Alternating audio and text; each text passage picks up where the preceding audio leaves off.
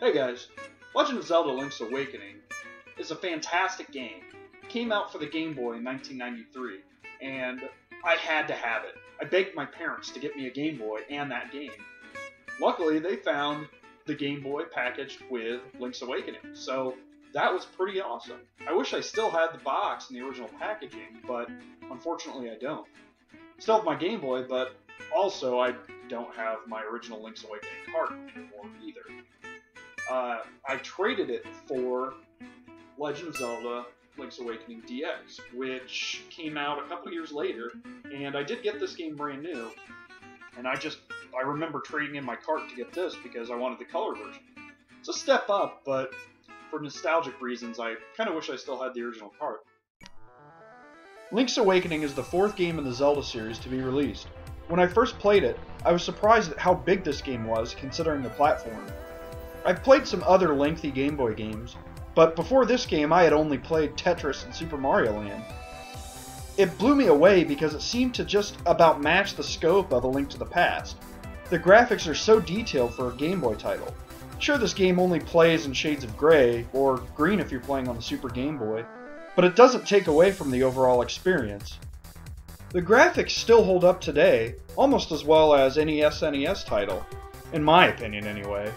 The DX version looks amazing on the Game Boy Color, or Game Boy Advance, but unfortunately I don't have the equipment to share that with you.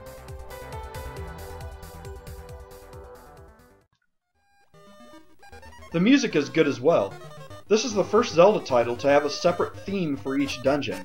The themes are all pretty much remixes of the same melody, but they each kind of stand out.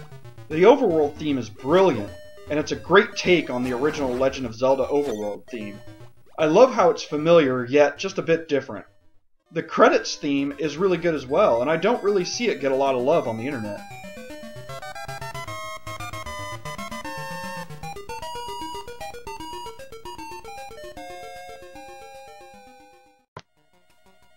There is one theme that really ticks me off, and that's the Guardian Acorn or Piece of Power theme. It's just a short loop of high-pitched and repetitive music, which is preceded by this "too slow for my taste" text message. I usually try and avoid these as often as possible, despite the benefit that they provide. I really hate how often they drop, and a lot of time, they just drop right before I'm about to exit an area, making their benefit completely pointless. I think this mechanic could have been improved on somehow. I think the idea was cool, but the execution was poor. I will admit, it really is fun to hit stuff with your sword and see it shoot across the screen.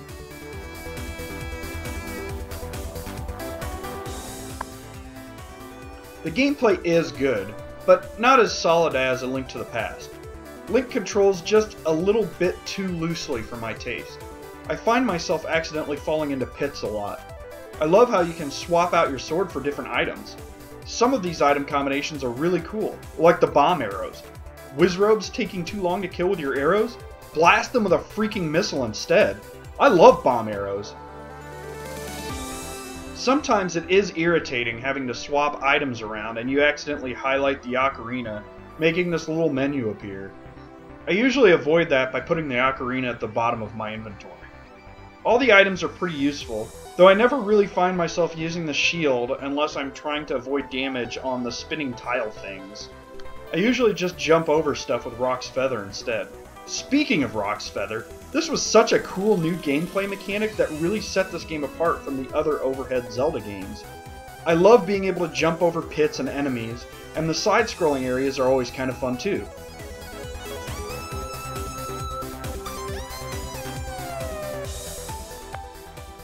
You can't deny that having NPC characters follow you around in this game is fun.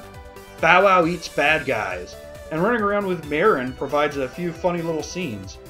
The trading sequences that show up in later Zelda games all originate here, with a Yoshi doll.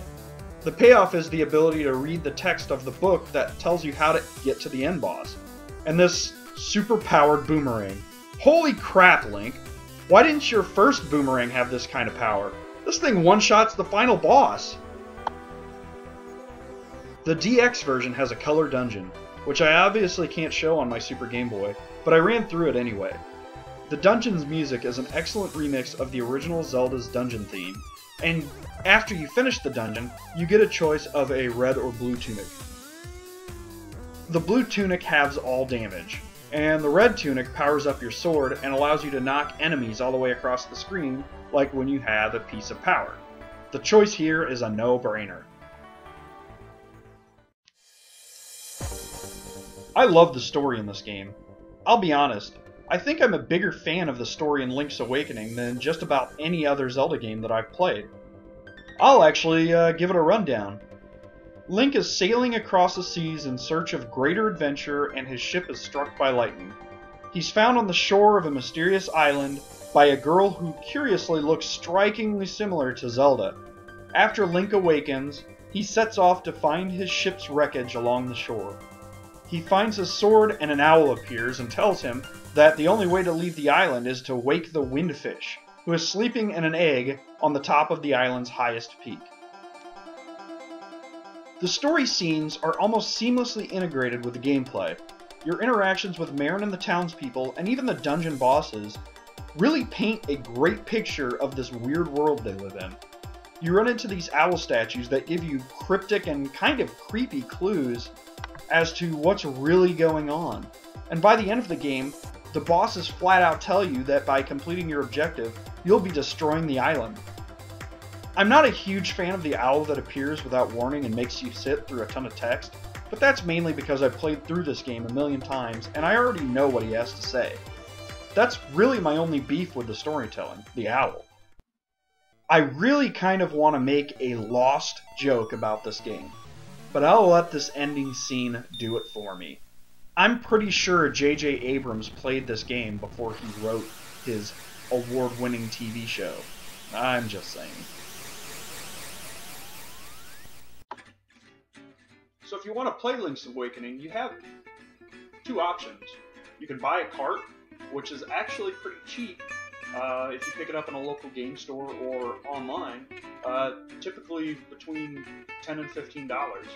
You can get it for the 3DS Virtual Console as well. If you get the cart, like I did, you can play it on your Game Boy. You can play it on your Super Game Boy. You can play it on a Game Boy Color. And if you have the DX cart, you'll get color graphics out of it. Also, a Game Boy Advance, or a Game Boy Advance SP. You can also play it on a Game Boy Pocket. I have a lot of Game Boys. If you're a fan of The Legend of Zelda and you haven't played this game, I highly recommend that you play it. If you haven't played it in several years like I had, go back and play it again. It's incredibly enjoyable. I was really impressed by how well this game has held up over the years. So, I don't really have much more to say. Later.